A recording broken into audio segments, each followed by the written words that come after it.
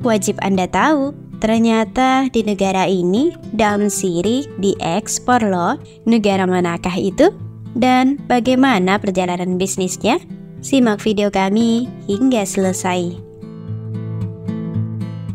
Ya, inilah negara-negara itu, Vietnam dan Bangladesh. Memanfaatkan daun sirih bukan hanya untuk masyarakat lokal, namun juga bisa ekspor.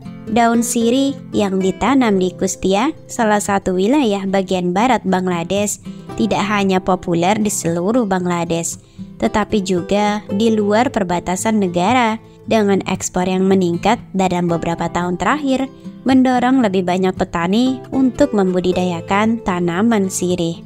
Daun sirih tersebut ditanam di atas lahan seluas kurang lebih 2.230 hektar pada tahun 2021 hingga 2022, naik sekitar 4% dibandingkan dengan tahun sebelumnya. Hal tersebut menurut sumber di Departemen Penyuluhan Pertanian di Kustia.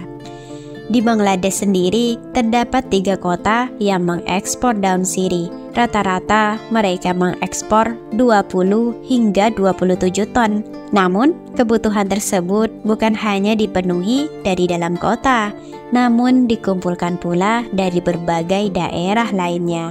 Daun sirih mereka telah dikirim ke negara-negara di Timur Tengah serta Inggris. Dulu, para petani pernah berpaling dari penanamannya karena terus-menerus mengalami kerugian. Namun, sekarang pendapatan dari daun sirih telah meningkat dalam 3 tahun terakhir, dan banyak petani yang kembali ingin menanam tanaman sirih.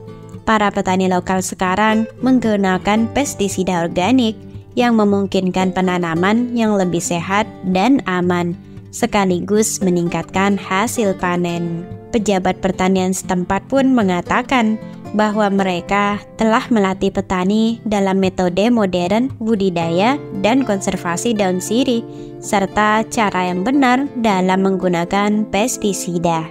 Wah, keren ya? Mari kita beralih ke Vietnam. Tak kalah keren tentunya. Di sana, sebelumnya daun sirih ditanam di lahan kecil. Namun, karena permintaan konsumsi yang terus meningkat, banyak rumah tangga memutuskan untuk berinvestasi dalam memperluas area tanam. Di Vietnam sendiri, tanaman ini merupakan tanaman tradisional yang dimana pohon sirih bisa dipanen secara teratur, sehingga pendapatan mereka bisa dibilang relatif stabil, sekitar 200 juta dong Vietnam per tahun, atau bisa dibilang sekitar 127 jutaan per tahunnya. Dari daun sirih bisa menghasilkan jutaan. Wah, keren sekali bukan? Namun, meski memiliki nilai ekonomi yang tinggi, hingga saat ini belum ada penelitian mengenai penyakit pada tanaman sirih. Tanaman ini dikatakan memiliki penyakit yang cukup istimewa. Jika satu pohon mati, bahkan jika sudah dibuang, ratusan pohon di kebun juga akan mati. Jika sudah terinfeksi dan mati, butuh waktu untuk menanamnya kembali. Karena penyakit ini, banyak masyarakat yang kehilangan tanaman mereka.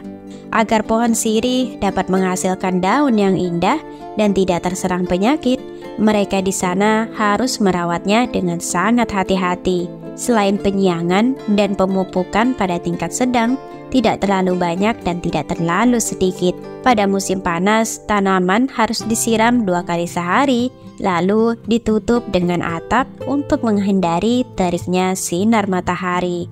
Dan pada musim hujan juga harus dijaga drainasenya untuk menghindari akan datangnya banjir.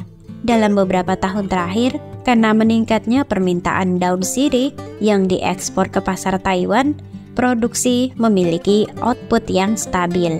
Namun, untuk memenuhi standar yang ditetapkan pelanggan tidaklah mudah. Daun sirih yang dipilih untuk ekspor adalah daun sirih yang indah, besar, tebal, dan halus.